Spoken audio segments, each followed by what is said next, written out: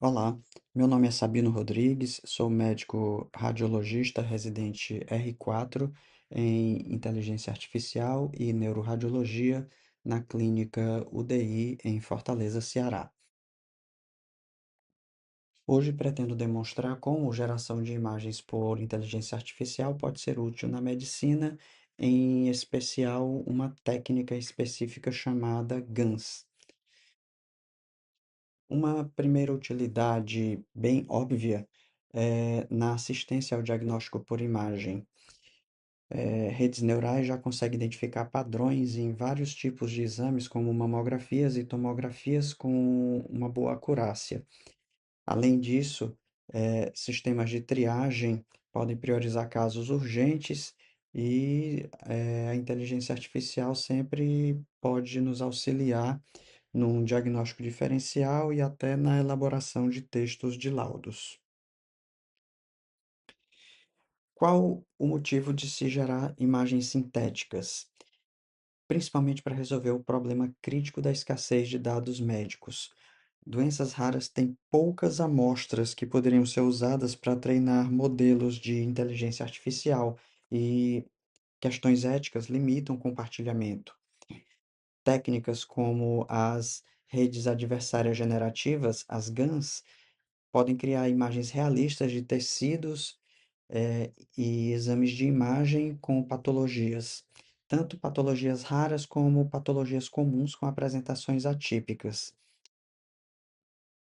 sem necessitar de coletas adicionais. Outra utilidade é na reconstrução e melhoria de exames. Os números falam por si. Além disso, a possibilidade das imagens geradas durante exames de imagem para corrigir artefatos de movimento na ressonância, por exemplo, ruídos, isso diminui o tempo de exame, favorecendo grandemente o paciente e auxiliando o médico radiologista com imagens mais nítidas.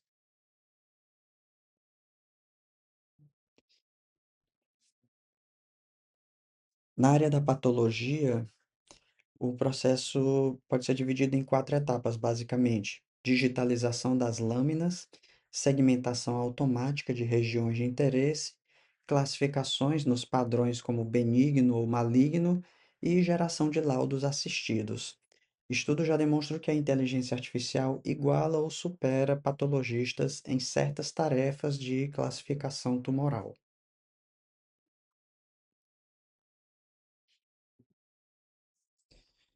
Por último, a simulação de procedimentos por IA tem essas três vertentes principais.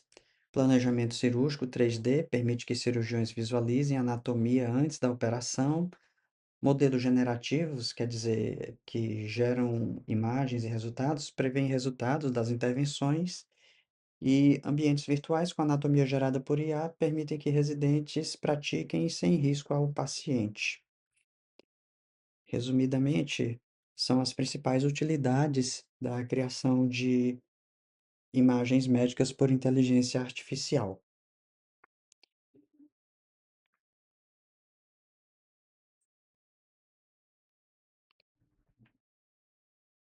Aqui temos alguns conceitos e a relação entre inteligência artificial, machine learning e deep learning.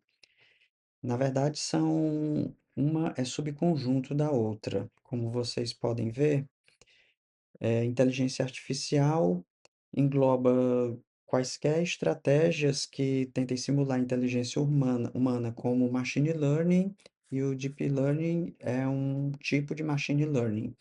Vamos detalhar isso melhor.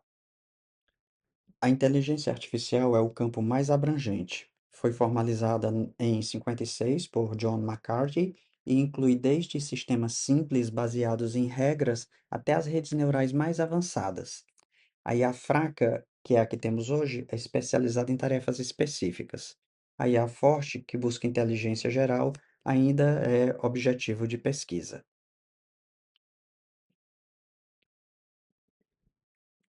Machine Learning é a sub-área da inteligência artificial onde os algoritmos aprendem a partir dos dados.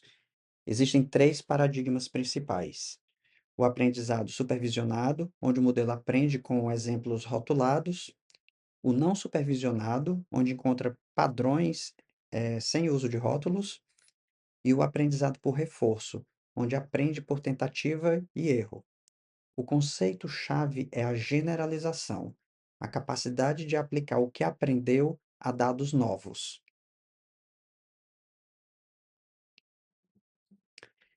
Essa imagem esquemática ilustra de forma muito simplificada o fluxo típico de um sistema de machine learning. Os dados de entrada passam por uma etapa de extração de características, alimentam o treinamento do modelo e finalmente geram predições e resultados. Observem que cada etapa é fundamental para o resultado final.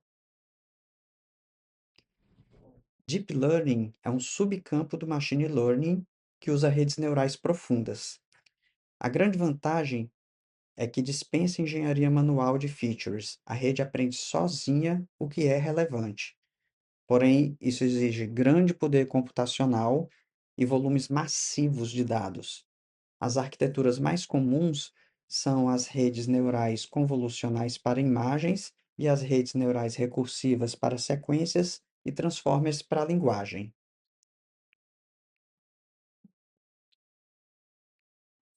Aqui vemos a estrutura de uma rede de deep learning com suas múltiplas camadas. Cada coluna de esferas é uma camada. O termo deep refere-se à quantidade de camadas, no caso, bilhões, trilhões, em que as camadas progressivamente extraem representações cada vez mais abstratas dos dados, passam para as camadas seguintes e gerando complexos cada vez mais complexos até o resultado final. Esse slide detalha como funciona uma rede neural e o processo de machine learning. Na parte superior, temos o fluxo em quatro etapas: dados de entrada, extração de características, treinamento e predição. Na parte inferior, explicamos as três camadas fundamentais de uma rede neural: entrada, camadas ocultas e saídas. A camada de entrada seria a primeira coluna e a camada de saída, a última coluna,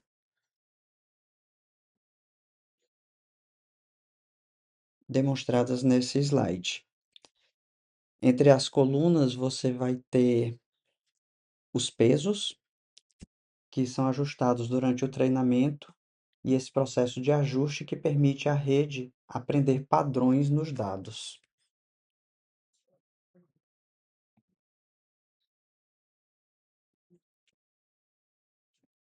Agora entramos no tema das GANs, as redes neurais generativas. Propostas por Ian Goodfellow em 2014, elas funcionam como um jogo entre duas dessas redes que explicamos. Uma rede chamada gerador tenta criar dados falsos convincentes e o discriminador tenta distinguir os dados reais dos dados falsos. Essa competição faz com que ambos melhorem continuamente. O estado de equilíbrio acontece quando o gerador consegue criar imagens ou dados tão bons que o discriminador não consegue distingui-los das amostras reais. Nesse ponto, a GAN entrou em equilíbrio e o gerador está pronto para uso prático. A primeira tentativa de uma GAN foi responder à pergunta se um computador conseguiria reconhecer algarismos escritos à mão. Com isso, gerou-se um banco de dados chamado MNIST, que tem mais de 70 mil imagens de dígitos manuscritos para treinar essas redes neurais. Para isso, foram feitas essas 5 etapas. O gerador recebe ruído aleatório, que são dados aleatórios, para tentar criar um dígito. O discriminador compara com dígitos reais, dá o feedback, se aquele algarismo é real ou falso, e após milhares de interações entre gerador e discriminador, o gerador deverá produzir dígitos praticamente indistinguíveis dos originais.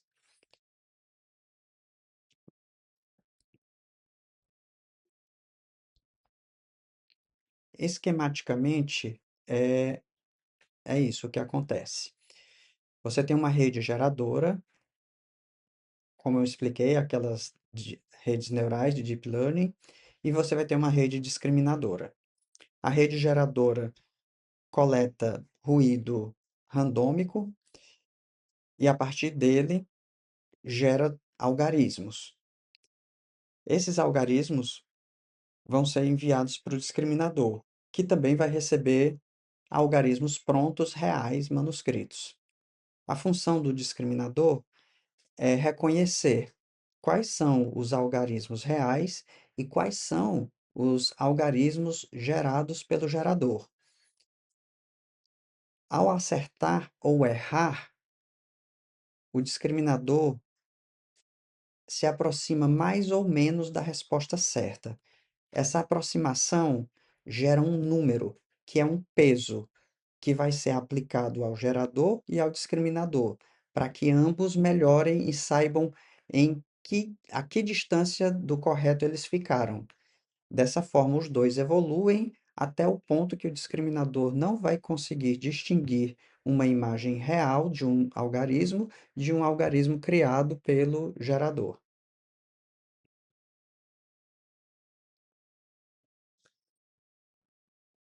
Esse tipo de arquitetura já vem sendo utilizado há vários anos. A primeira tentativa de gerar imagens de face humana vem de 2014. E aqui vocês percebem como a evolução foi grande até 2017. Hoje você pode entrar na internet e solicitar a geração de imagem de faces de pessoas que não existem e vai estar lá gratuitamente para você gerar rostos de pessoas que não existem e que são muito fotorrealísticas.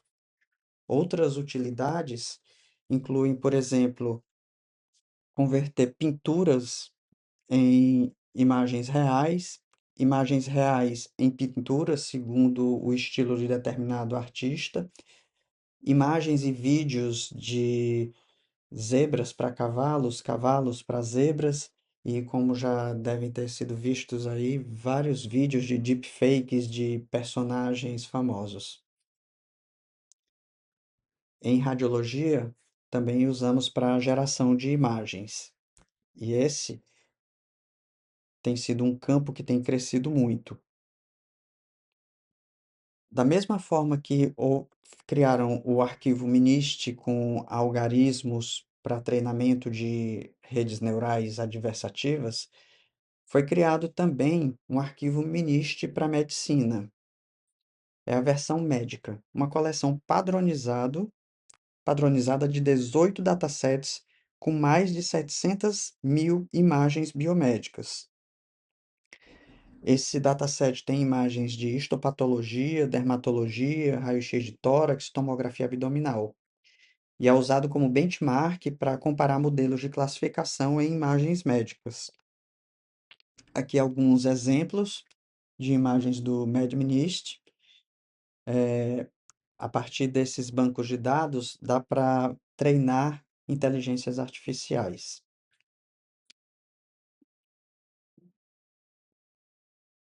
Em resumo,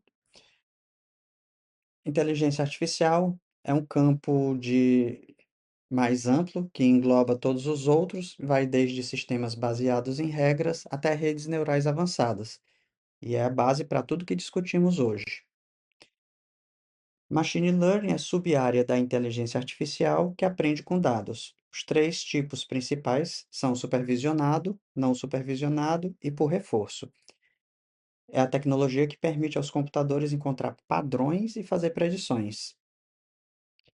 Terceiro item, Deep Learning, usa redes neurais profundas que extraem features automaticamente. As principais arquiteturas são as redes neurais convolucionais, recursivas e transformers. Exige muito poder computacional, mas entrega resultados impressionantes. GANs É a arquitetura genial do Goodfellow, com gerador e discriminador em competição, duas redes neurais que competem e progridem simultaneamente. E as aplicações vão da geração de imagens à superresolução e tradução entre domínios visuais, transformar um tipo de imagem em outro.